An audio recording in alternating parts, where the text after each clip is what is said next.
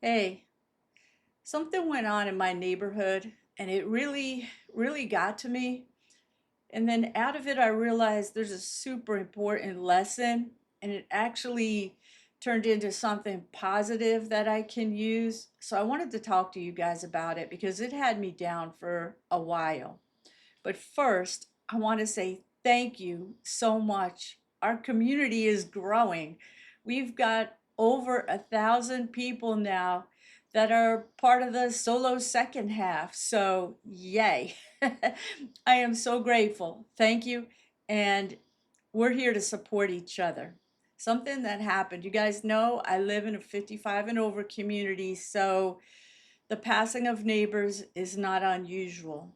But these were the neighbors that were directly across the street from me.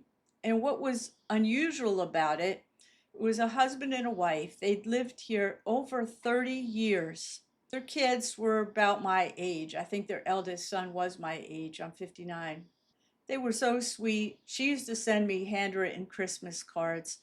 Who even does that anymore? I was so grateful. It just touched my heart. They had lived here over 30 years, one of the first people to move in when the community uh, was formed in the 70s. So they spent the better part of their second half here. Well, he got sick and was fighting cancer for quite a while. And she actually, I thought, was doing great. He worried about his lawn so much, but he got to a point he couldn't really take care of it much anymore. So I'd go over and put down some seed and put down some fertilizer and things. It's back there scratching. I don't know, his skin issues. Anyway, their sons would come over and trim the shrubs. And she was frequently out on the porch. We'd have coffee and just chit chat about life, neighborhood things.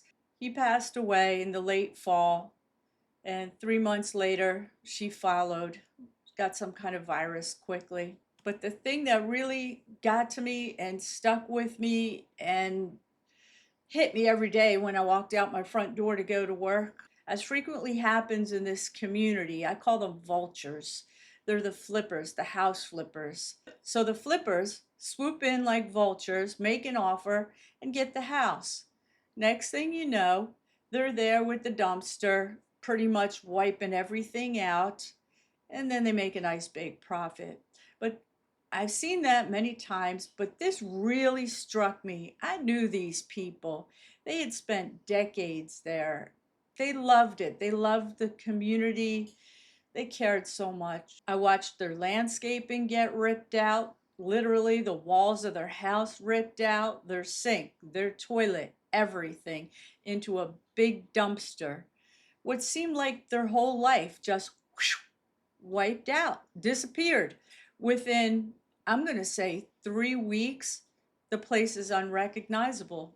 Next thing you know, the for sale signs are up, the realtor's in there, and they're having open houses. Their whole life seemed hauled away in a dumpster.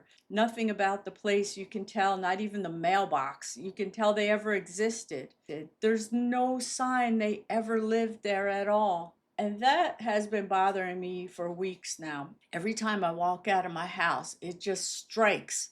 No, they're gone. Like it's like they vaporized, like on that show Star Trek, Beam Me Up, Scotty. They're just gone. No trace. And it really got me thinking. It doesn't matter. You're gone, and in a few weeks it's like you were never here. So I got down a rabbit hole of what is the point anyway? But I turned it around, I flipped the script, and it dawned on me really hard. No, nothing matters. But instead of it being like sad and meaningless and what the hell am I doing here? What's the point and all that kind of thing. And I realized, you know what? The worry, the BS, the caring about what goes on at my job, whether they sell the company or whatever, the worry about, did my credit score go down? All the BS we care about in life, it really doesn't matter worth a damn. In an instant, we're done, we're gone, and all traces are really erased. We spend our lives worrying about our career, our bank account, bills, mortgages, all this kind of crap. In the end, it really doesn't matter. And once you get over 50, it's really important that you get a grip on what does matter. Stressing about the past, worrying about what people think, worrying about the what ifs in life, it's all nonsense. What matters to me, that I'm healthy, taking care of my health is a priority. I worry about Nugget over here. Guy's got maybe 10 good years left, and I want to make sure he's happy and healthy too. I care not what people think, but I care about how I treat them. I want to be a better person, and I want people to be left with a good feeling after they have an interaction with me. So I just want to leave you guys with a takeaway of stop worrying, know what's really important, let go. Mel Robbins is running around with the whole let them theory and don't worry about what other people think. You know what? I'm Gen X. We came up with the F them theory a long time ago. And that's kind of where I'm still at, I guess, even at 59. All this stuff that's getting on you that you're worried about, set yourself free. At the end of the day, I promise you, it's not going to matter. Living in a 55 over community, I see so much death passing. There's no other way to say it. And then I see in very short order, no traces. Nobody cares. It's gone. You may have some family members, but they're even going to have to go on. We all do. It's life, it's part of nature. So don't let this stuff get you down and make you sad. Let it be some kind of motivation to make the changes.